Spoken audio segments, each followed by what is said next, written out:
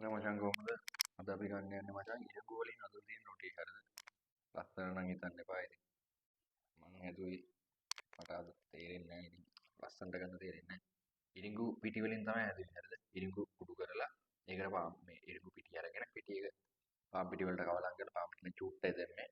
දාලා හැදුවා මචං නිකන් කහ පාට කුඩු පාටක් තියෙන්නේ හරිද? කහ පාට කුඩු පාටක් තියෙන්නේ. ආයි තව හදාගත්තා මචං පරාටි.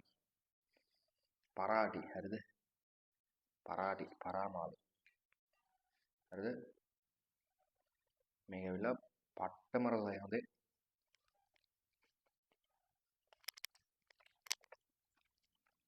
කාලා බලන්න. මට සෙට් වෙච්ච සුපිරිම කෑමක් තමයි පරාමාලුවදිත් එක්ක මේ රොටි හරිද? මේ රොටිය නම් නිකන් පාපේ රොටිය ගත්තත් ඉතින් අවුලක් නැහැ මේක මම අර වෙනස කරත් එක්ක හැදුවේ. මේ පරාමාලුත් එක්ක මේක අනේ මන්ද මට කියන්න තේරෙන්නේ නැහැ. මාරම රසයි. මේ බලන්න.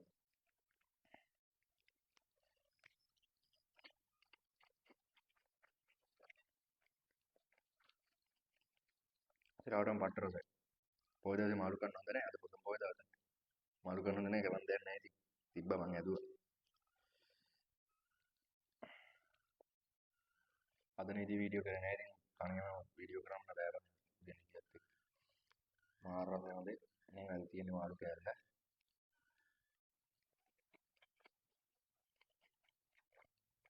මුළු මාළුන්ගෙන් රසම කෑම තමයි පරාටි මචං. හොයාගෙන බැලලා කාලා බලන්න. සුපිරි. මොකද කෑල්ල? කන්න. මොනවා කෑල්ල මායින් කරාද? මං කන්නේ නැහැ ඒක.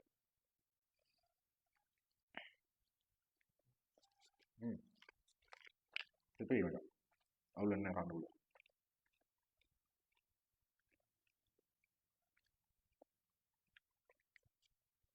හරි එහෙනම්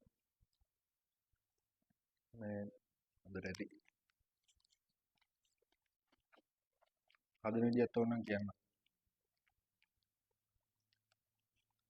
මම ඒකත් වීඩියෝ කරලා වෙන වීඩියෝ එකක් දාන්න.